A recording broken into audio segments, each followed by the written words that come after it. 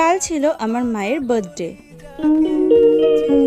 Hey everyone, welcome back to my mini blog. তো আমি ready হয়ে চলে যাচ্ছিলাম বাজারে একটু কাজ ছিল, আমার জুয়েলারি একটু র মেটেরিয়াল কেনার ছিল। আর হঠাৎ করেই এত গরম পড়ে গিয়েছিল না, মানে জাস্ট থাকাই যাচ্ছিল না, এত গরম ছিল।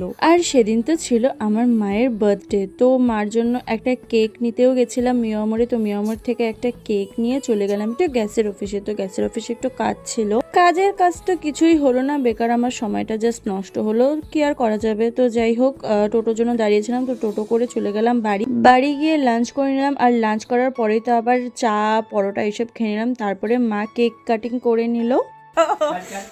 Happy birthday to you.